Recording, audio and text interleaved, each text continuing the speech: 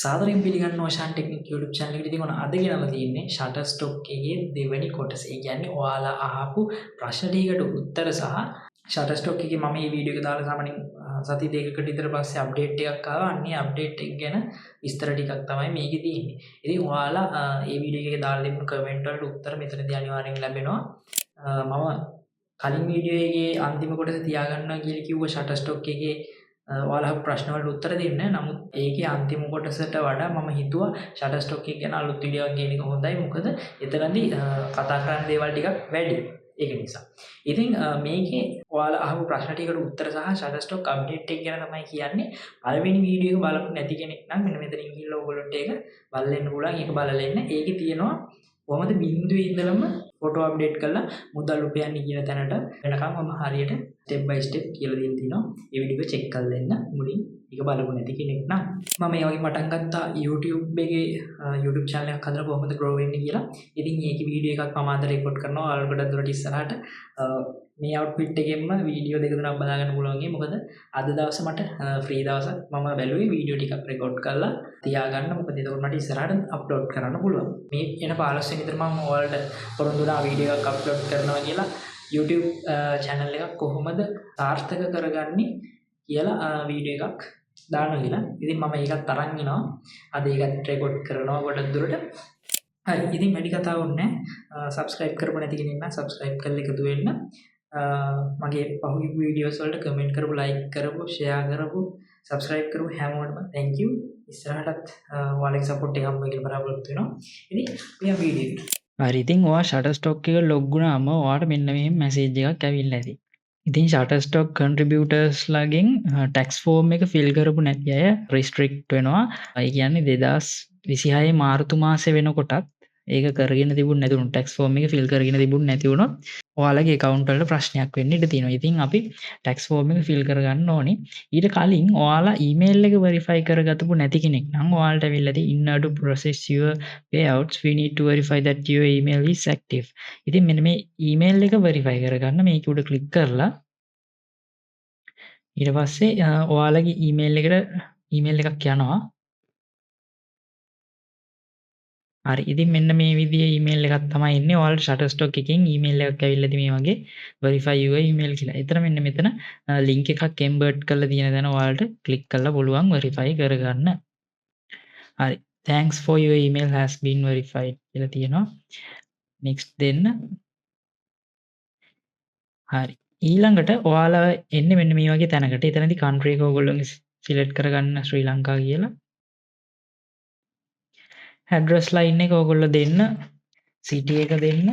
මෙතන postal code එක දෙන්න තියෙනවා. ඒක දන්නේ නැත්නම් ඔයාලා search කරන්න ඔයාලගේ town එකේ නම ගහලා postal code කියලා search කරාම ඔයාලගේ postal code එක ගන්න පුළුවන් Google එකේ. හරි ඊට පස්සේ mailing address එක same as residential address දෙන්න. එතකොට හරි ඕකේ මෙන්න මේ විදිහට tax form එකක් අලුතින් account හදන අයට එනවා. මට මම කලින් account එක හදපු නිසා මට ආවේ නැහැ.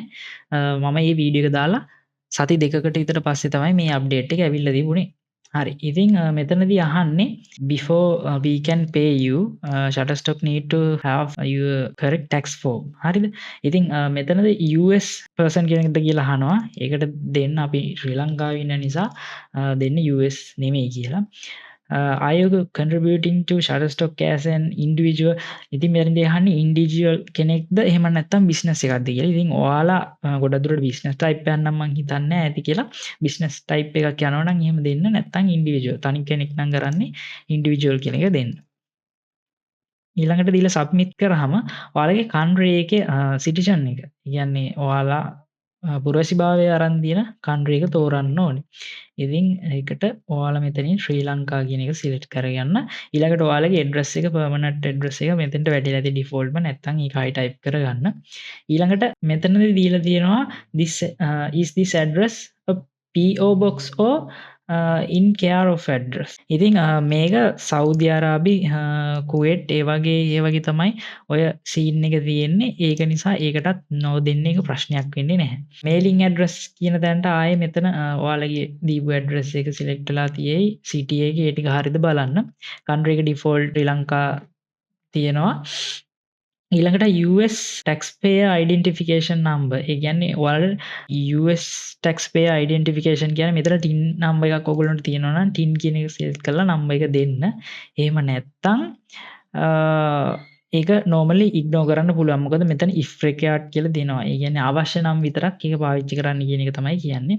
ඊළඟට foreign tax identification number. ඉතින් ඒකත් ඕනේ නැහැ. මොකද අපේ ලංකාවට ඒ වගේ ටැක්ස් නම්බර්ස් සාමාන්‍යයෙන් දැනට ඉල්ලන්නේ නැහැ. නමුත් ඔයගොල්ලෝ ටින් නම්බර් එකක් ලංකාවෙනුත් ඔය පොඩි සීන් එකක් ගියානේ කලින්. ඒ ටින් නම්බර් එකක් තියෙනවා නම් දෙන්න.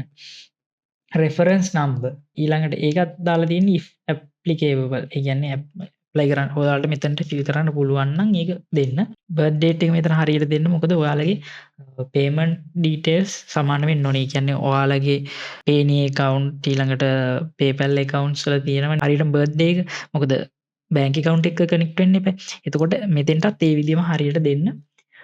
ඊළඟට part 2 එක තියෙනවා. I certified that beneficiary of owner residence. ශ්‍රී ලංකා කියන එක මෙතෙන්ට ආයෙත් දෙන්න. මොකද එතනදී තහවුරු කරන්න තියෙන්නේ ශ්‍රී ලංකාවේ කෙනෙක් කියලා. එතකොට මෙන්න මේ දෙවෙනි එක. ඒක ඔටෝ ඩිසේබල් වෙනවා. මොකද ශ්‍රී ලංකාවට ඒවා ඇප්ලයි කරන්නේ නැහැ. නැත්තම් 110ක රේට් එකක් යනවා ටැක්ස් එකක් විදිහට. ඒක ශ්‍රී ලංකාවට ප්‍රශ්නයක් වෙන්නේ නැහැ දැනට. හරි. ඉතින් මේකටත් I certify that I have the capacity to sign for the person identified in one line. ඒක දීලා review and sign කියන එක දෙන්න.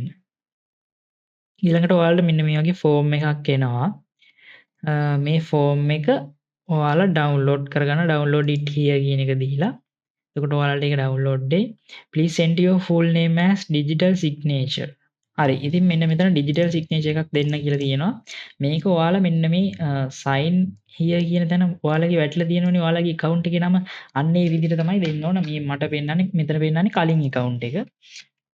ඔෂාන් D99 කියලා තමයි මේකේ තියෙන්නේ. ඔන්න ඔය ඔයාලට මෙතන පෙන්නන එක තමයි දෙන්න ඕන. මේ print name of signer කියලා. ඒක දීලා submit කරගන්න. හරි. ඉතින් ඔන්න ඊට පස්සේ අපිට පුළුවන් welcome to Shutterstock කියලා තියෙනවා before you get started කියලා.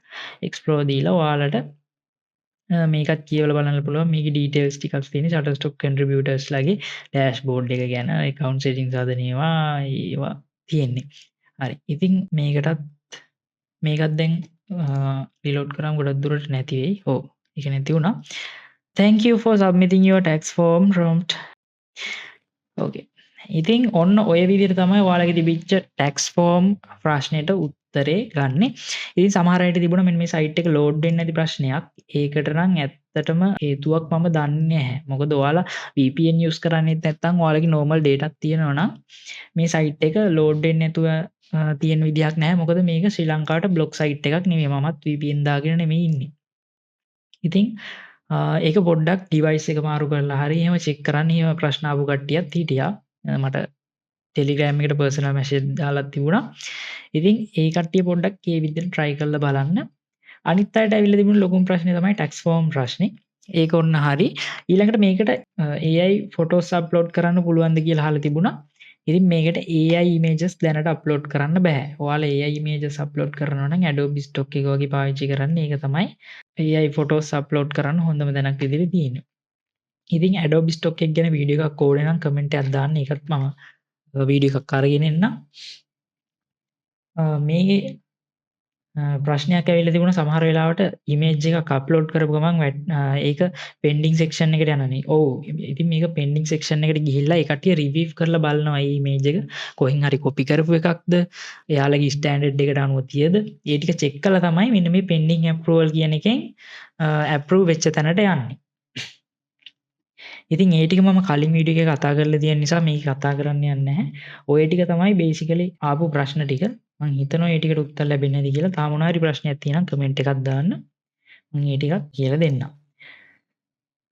ඔයාලා අර tax form එක පුරවපු එක ඔයාලට ආයෙ download කරගන්න ඕන නම් මෙන්න මෙතන earning වල tax center කියන එකෙන් download කරගන්න පුළුවන්. ඒක පොඩ්ඩක් තියලා තියාගන්න ඔයාලගේ soft copy එකක්. මගෙන් ගොඩක් අය අහලා තිබුණ තව ප්‍රශ්නයක් තමයි Shutterstock contributor app එක පෙන්වන්නේ නැහැ නේ කියලා. ඉතින් මම කලින් වීඩියෝ එක හදන දවස් වෙනකොට Shutterstock එකේ icon එකේ ඉඳලම වෙනස්. මොකද මීට කලින් අප්ඩේට් එකේනේ මම වීඩියෝ එක කරේ. ඒ වීඩියෝ එක කළා සතියකට සති දෙකකට විතර පස්සේ වෙනස් වුණා. ඉතින් ඒකේ තියෙන icon එක හොයන්න එපා. මෙන්න මේක තමයි Shutterstock contributor එකේ අලුත් icon එක. සුදු පාට එකේ සකුරක් තියෙන්නේ. අන්න ඒ icon එක තියෙන එක තමයි මේ icon එක. iPhone වලට තමයි මේ ප්‍රශ්නේ ඇවිල්ලා තිබුණේ මේ ඇප් එක පෙන්වන්නේ නැහැ කියලා. ගොඩක් දුරට එයා කලින් icon එක හොයනවද දන්නේ නැහැ. ඔන්න Shutterstock contributor app එක දැන් Play Store එකේ සහ iPhone එකට දෙකටම පෙන්වන්නේ ওই විදිය. ඉතින් කෙනෙක් අහලා තිබුණා මට කමෙන්ට් එකකුත් දාලා තිබුණා පර්සනල් මැසේජ් එකකුත් දාලා තිබුණා Shutterstock contributor එක iPhone වලට නැද්ද කියලා. ඉතින් iPhone වලට තියෙනවා මේ තියෙන්නේ Apple Store එකේ Shutterstock contributor app එක පෙන්වන විදිය ඔයාලට free download කරගන්න පුළුවන්. ඔන්න Play Store එකේ Apple Store එකේ දෙකේම තියෙනවා මොබයිල් වලින් මේක කරන අයට. හරි. ඉතින් මෙන්න මේ විදිහට පොඩි අප්ඩේට් එකක් තමයි ඇවිල්ලා තිබුණේ Shutterstock එකේ. මේ අප්ඩේට් එකේ ලොකු වෙනසක් නැහැ. ඔය tax form එක අනිවාර්ය කරපු එක සහ payment method වල පොඩි changes ටිකක් තමයි තිබුණේ. ඉතින් ඔන්න ඔය ටික මේ වීඩියෝ එකේ කියලා තියෙන විදිහට හරියට ඔයාලා හදාගත්තා නම් ඔයාලට photos upload කරලා මුදල් රුපියල් විතරයි තියෙන්නේ. හරි. ඉතින් ඔය ටික තමයි කතා කරන්න තිබ්බේ අපිට. අදට ගිහින් එන්නම්. ඔයගොල්ලන්ට සුබ දවසක්.